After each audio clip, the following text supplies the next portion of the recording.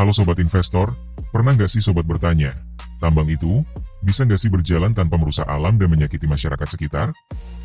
Nah, jawabannya bisa kita temukan di langkah besar yang sedang diambil oleh PT FAIL Indonesia atau INCO. Tahun ini, FAIL memilih untuk membuka diri terhadap proses audit sosial dan lingkungan.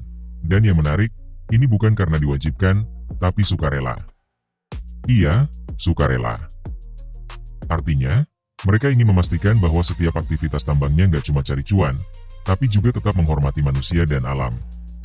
Ini bagian dari komitmen FAIL untuk jadi pionir tambang yang bertanggung jawab dan berkelanjutan, bukan cuma di Indonesia, tapi juga di mata dunia. Sobat Investor, selamat datang di Bicara Saham. Kenalin, saya Ale. Di sini saya nggak cuma bahas soal angka-angka, grafik, atau istilah investasi yang ribet. Karena saya percaya, pasar modal itu bukan cuma buat orang keuangan aja. Di channel ini, kita bakal belajar bersama, kupas tuntas berita-berita terbaru, serta membahas analisis dengan bahasa yang santai. Dan tentu aja, sharing tips yang praktis, yang bisa langsung sobat pakai, dalam kehidupan sehari-hari.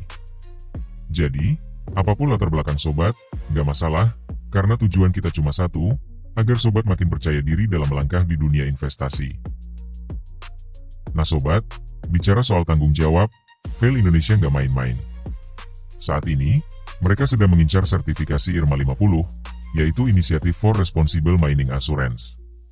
Kalau sobat belum familiar, ini adalah standar global tertinggi buat tambang, yang mau disebut benar-benar bertanggung jawab. Bayangin aja, ada lebih dari 400 indikator ketat yang harus dipenuhi, mulai dari hak asasi manusia, kualitas udara dan air, keselamatan kerja, sampai kontribusi sosial ke masyarakat sekitar. Ini bukan cuma soal ngejar label ya, tapi soal transparansi, integritas, dan bukti nyata bahwa operasional tambang bisa selaras dengan keberlanjutan. Dan kerennya lagi, semua proses penilaian IRMA ini dibuka untuk umum. Jadi, masyarakat, komunitas, bahkan LSM bisa kasih masukan. Sobat, yang bikin proses ini makin keren adalah sifatnya yang terbuka dan partisipatif. Audit IRMA ini bukan audit sembarangan yang cuma internal dan diam-diam. Komunitas lokal, organisasi masyarakat sipil, bahkan NGO lingkungan diundang langsung, buat kasih masukan. Jadi, bukan cuma pihak perusahaan yang bicara.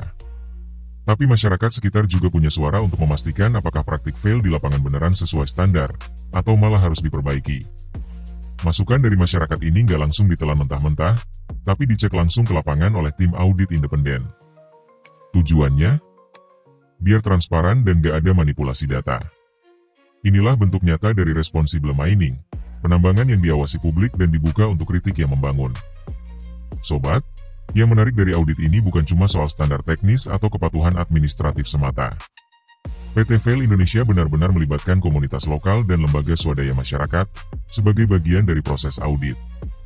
Ini bukan sekadar formalitas, tapi bentuk nyata dari komitmen mereka untuk memastikan bahwa aktivitas tambang gak cuma patuh aturan, tapi juga melampaui standar minimum atau yang dikenal dengan istilah beyond compliance. Jadi, gak cuma soal boleh atau tidak, tapi apakah operasional mereka sudah memberi manfaat lebih bagi masyarakat sekitar dan lingkungan? Itulah pertanyaan besar yang dijawab lewat kolaborasi aktif antara perusahaan dan komunitas. Dengan pendekatan seperti ini, praktik bisnis yang dijalankan bukan cuma berkelanjutan, tapi juga mendapat legitimasi sosial dari pihak yang terdampak langsung.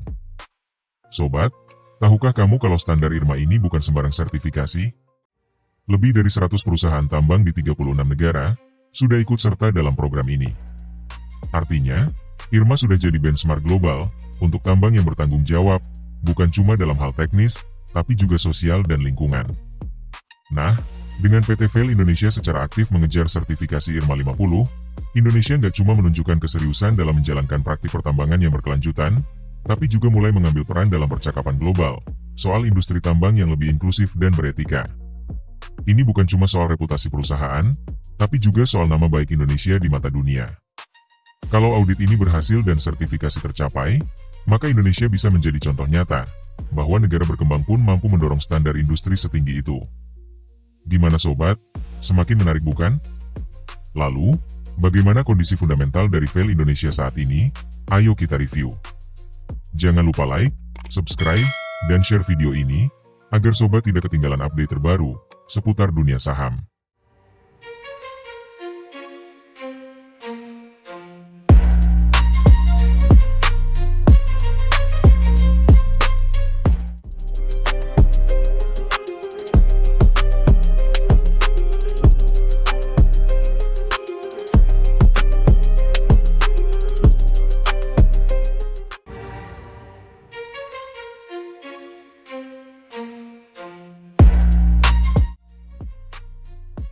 sisi lain, pernahkah sobat investor berpikir, siapa sih sebenarnya pemilik utama dari perusahaan tambang sebesar Vale Indonesia? Ternyata, kalau kita bongkar data fundamentalnya, mayoritas saham Inco saat ini dikuasai oleh BUMN Holding Pertambangan, yaitu PT Mineral Industri Indonesia, yang menggenggam sekitar 34% kepemilikan, atau lebih dari 3,5 miliar lembar saham. Menariknya, porsi kepemilikan publik alias masyarakat juga cukup signifikan, mencapai 20,3% atau lebih dari 2,1 miliar lembar. Struktur pemegang saham seperti ini penting untuk kita pahami, karena akan mempengaruhi arah kebijakan perusahaan ke depan. Apalagi dengan proyek strategis dan hilirisasi tambang yang makin gencar didorong pemerintah. Ketika mayoritas saham dikendalikan oleh entitas negara, maka keputusan-keputusan Vale ke depan bukan hanya soal laba, tapi juga menyangkut agenda jangka panjang sektor energi dan sumber daya Indonesia. Nah sobat investor, meskipun performa laba Inco tahun 2024 sempat mengalami tekanan cukup dalam, ada satu hal menarik yang gak boleh kita abaikan dari sisi fundamental. Neraca keuangan mereka masih menunjukkan ketangguhan. Per kuartal pertama tahun 2025, total aset Vale Indonesia naik tipis dari sebelumnya 3,17 miliar dolar di akhir Desember 2024 menjadi 3,18 miliar dolar. Kenaikannya memang gak besar, tapi sinyalnya jelas, manajemen masih berhasil menjaga kestabilan struktur aset meski ada tekanan dari sisi pendapatan. Lebih penting lagi, ekuitas perusahaan juga ikut naik dari 2,73 miliar dolar menjadi 2,75 miliar dolar dalam periode yang sama. Ini artinya, secara fundamental, perusahaan tetap menambah nilai bersih bagi pemegang saham, sebuah sinyal positif bahwa Inco masih punya kekuatan modal yang solid untuk menopang proyek-proyek jangka panjang mereka. Jadi meskipun profit menurun, balance sheet-nya masih sehat. Dan buat investor jangka panjang, ini jadi pertimbangan penting, karena perusahaan dengan ekuitas yang terus bertumbuh biasanya punya daya tahan yang lebih baik menghadapi gejolak pasar dan harga komoditas yang fluktuatif.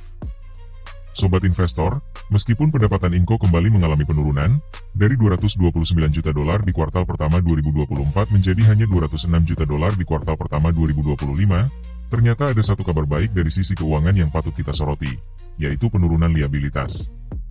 Liabilitas atau total kewajiban Vale Indonesia tercatat menyusut dari 443 juta dolar di akhir Desember 2024 menjadi 425 juta dolar per Maret 2025. Ini artinya, perusahaan berhasil mengurangi beban utangnya secara bertahap. Dalam kondisi harga nikel yang masih bergejolak, langkah ini cukup strategis, karena mengurangi tekanan keuangan dan meningkatkan fleksibilitas modal kerja. Meskipun revenue turun, efisiensi struktur permodalan seperti ini menunjukkan bahwa manajemen tetap disiplin menjaga neraca tetap sehat. Dan ini penting, karena perusahaan yang mampu menjaga rasio utang tetap rendah, biasanya punya ketahanan lebih baik dalam jangka panjang. Jadi, kalau kamu seorang investor yang melihat dari sisi kestabilan dan kemampuan bertahan perusahaan, Inco masih layak untuk dilirik. Tapi tentu saja, tetap perlu dicermati perkembangan harga nikel ke depan, karena itulah bahan bakar utama dari semua mesin profit mereka. Sobat investor, di balik angka-angka yang kadang membingungkan, ada cerita menarik dari kinerja Vale Indonesia di kuartal pertama 2025.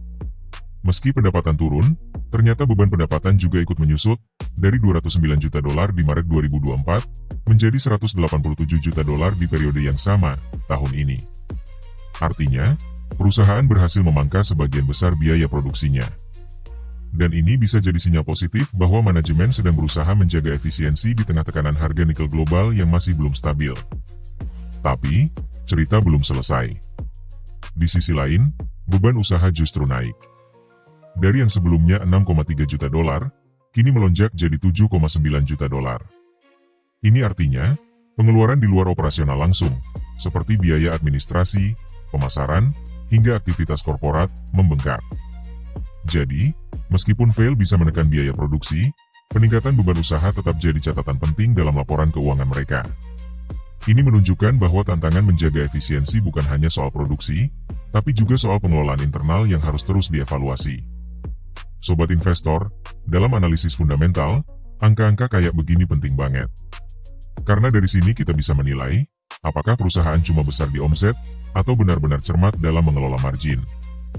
Sobat investor, di tengah berbagai tekanan yang sempat kita bahas tadi, mulai dari penurunan pendapatan hingga naiknya beban usaha, ternyata ada satu kabar yang cukup menggembirakan dari Vale Indonesia. Per Maret 2025, laba periode berjalan mereka melonjak tajam. Dari yang sebelumnya hanya 6,1 juta dolar di Maret 2024, kini meningkat jadi 21,7 juta dolar. Artinya, perusahaan ini berhasil mencetak pertumbuhan laba sebesar lebih dari 3 kali lipat. Dan bukan cuma itu, laba per saham, atau yang biasa kita kenal dengan EPS, earnings per share, juga ikut terkerek naik. Dari $0,0006 per saham, menjadi $0,0021. Kenaikan ini menunjukkan bahwa meskipun fundamental masih menghadapi tantangan, kinerja VEL Indonesia mulai membaik dalam menciptakan nilai bagi para pemegang sahamnya. Buat sobat yang punya strategi investasi jangka panjang, angka-angka ini bisa jadi sinyal awal bahwa manajemen Inco sedang dalam fase pemulihan, dan punya potensi membalikkan keadaan di tengah ketidakpastian industri nikel global. Tapi sobat investor, meskipun laba bersih sempat naik di kuartal pertama 2025, ada indikator penting lain yang perlu kita perhatikan, yaitu tingkat efisiensi perusahaan dalam mengelola aset dan modal pemegang sahamnya. Return on Assets, atau ROA, VEL Indonesia per Maret 2025 tercatat hanya sebesar 0,6%. Artinya, dari setiap $100 aset yang dikelola, perusahaan hanya mampu menghasilkan 60 sen laba bersih. Rendahnya ROA ini menunjukkan bahwa penggunaan aset oleh perusahaan belum cukup optimal untuk mendatangkan keuntungan maksimal. Sementara itu, Return on Equity, atau ROE, juga masih tipis. Hanya di kisaran 0,7%. Ini artinya, bagi pemegang saham, nilai pengembalian atas ekuitas yang mereka tanamkan pun masih sangat kecil. Nah, dua angka ini bisa jadi peringatan buat kita sebagai investor. Meski ada pertumbuhan laba yang positif, tapi efisiensi operasional dan kemampuan menghasilkan return atas aset dan modal masih perlu ditingkatkan. Bisa jadi, perusahaan masih berada di fase pemulihan atau ada tantangan struktural yang harus dibereskan sebelum profitabilitas kembali ke level ideal. Sobat investor, kalau kita gali lebih dalam dari sisi fundamental, ada dua indikator penting yang bisa kasih gambaran seberapa sehat kinerja keuangan VEL Indonesia, yaitu Net Profit Margin dan Debt to Equity Ratio. Per Maret 2025, Net Profit Margin Inco tercatat di angka 10,5%. Artinya, dari setiap $100 pendapatan yang dikantongi, sekitar $10 berhasil disimpan sebagai laba bersih. Ini cukup menarik, apalagi di tengah tekanan harga nikel global dan beban operasional yang masih naik turun. Rasio ini menunjukkan kalau perusahaan masih bisa menjaga efisiensi dan menahan biaya agar profit tetap bertahan. Nah sekarang kita lihat sisi liabilitasnya. Debt to Equity Ratio atau DR-nya ada di level 15,4%. Itu tergolong sangat konservatif untuk ukuran perusahaan tambang. Artinya, utang VEL Indonesia sangat kecil dibandingkan modal yang dimiliki. Mereka lebih banyak menggunakan modal sendiri ketimbang memakai utang, yang artinya risiko finansialnya relatif rendah. Dengan DR yang sehat dan margin laba yang lumayan, VEL Indonesia masih punya napas panjang buat terus ekspansi, apalagi kalau kita bicara soal proyek hilirisasi nikel ke depan. Tapi tentu saja, tantangannya tetap ada, mulai dari fluktuasi harga komoditas sampai kebutuhan investasi yang jumbo untuk bangun fasilitas pemurnian. Jadi sobat, secara fundamental, Inco ini ibarat atlet yang lagi pemanasan, belum ngebut, tapi punya stamina dan struktur yang kuat untuk lari maraton. Sobat investor, kalau kita mau menilai kesehatan keuangan jangka panjang sebuah perusahaan, nggak cukup cuma lihat laba bersih atau margin aja. Kita juga harus perhatikan arus kas, alias seberapa lancar uang masuk dan keluar dari operasional dan investasi mereka. Nah, per Maret 2025, VEL Indonesia berhasil mencatat arus kas dari aktivitas operasi sebesar $55,6 juta. Artinya, bisnis utamanya, yaitu produksi dan penjualan nikel, masih menghasilkan uang tunai yang cukup solid. Ini jadi indikator penting bahwa operasional harian perusahaan masih menghasilkan cash flow yang sehat. Tapi sobat, di sisi lain, arus kas yang digunakan untuk aktivitas investasi mencapai $128,9 juta. Alias, mereka keluarin uang lebih dari 2 kali lipat dari yang masuk. Uangnya kemana? Salah satunya, tentu buat ekspansi pabrik, pembangunan fasilitas pemurnian, dan proyek hilirisasi nikel yang sedang dikebut pemerintah. Memang kelihatan tekor secara arus kas bersih, tapi ini bukan sinyal negatif. Ini lebih ke strategi jangka panjang. VEL Indonesia lagi dalam fase capital intensif. Mereka lagi tanam modal besar-besaran untuk proyek-proyek yang baru akan berbuah di tahun-tahun mendatang. Jadi, meskipun cash out lebih besar dari cash in, kita bisa bilang perusahaan ini lagi berinvestasi untuk masa depan. Dan buat investor jangka panjang, ini bisa jadi peluang, asal proyek-proyek tersebut berjalan lancar dan menghasilkan return yang sesuai harapan. Sobat investor, kita lanjut bahas aspek fundamental yang gak kalah penting, aktivitas pendanaan dan posisi kas VEL Indonesia. Di kuartal pertama tahun 2025, Vail hanya menggunakan sekitar 1,5 juta dolar untuk aktivitas pendanaan. Artinya, mereka tidak sedang gencar menarik utang baru atau membayar utang dalam jumlah besar. Bisa dibilang, perusahaan sedang berada di fase stabil secara struktur permodalan. Tapi sobat, yang cukup mencolok adalah penurunan total kas perusahaan. Dari akhir Desember 2024 ke Maret 2025, kas Vail Indonesia menyusut sebesar 74,8 juta dolar. Penurunan ini menunjukkan bahwa perusahaan sedang mengandalkan cadangan kas yang sudah ada untuk mendanai kebutuhan investasi dan operasional. Dengan kata lain, meskipun pendapatan sedang melandai, Vail tetap berani menggelontorkan dana untuk ekspansi.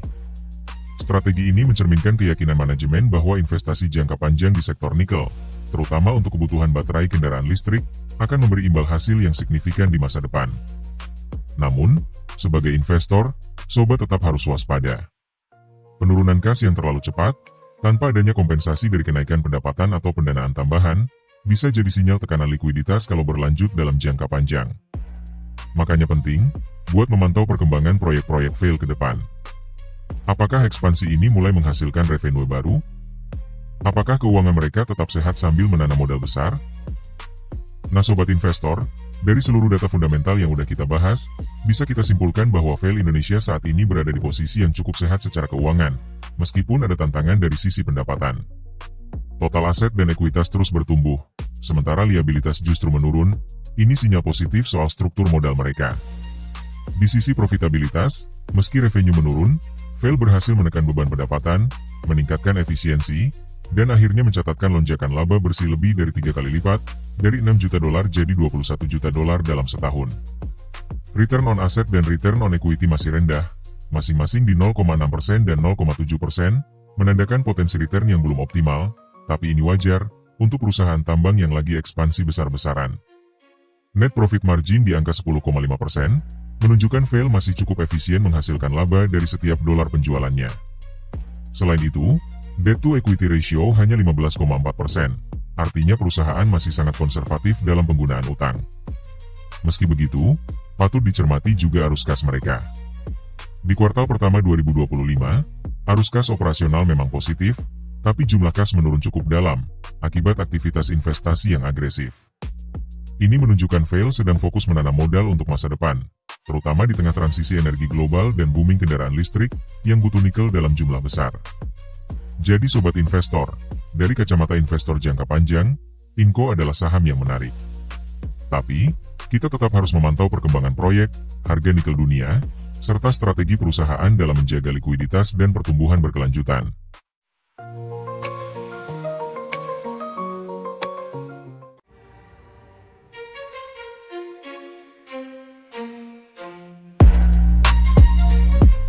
Kalau sobat suka konten kayak gini, jangan lupa klik like, biar algoritma tahu, sobat tertarik sama topik investasi dan saham. Subscribe juga, supaya sobat nggak ketinggalan insight dan analisis terbaru, yang bisa membantu sobat, dalam mengambil keputusan yang lebih bijak di pasar modal. Jangan lupa tulis pendapat sobat di kolom komentar. Ingat sobat, belajar investasi itu lebih seru kalau bareng-bareng. Sampai ketemu di video selanjutnya.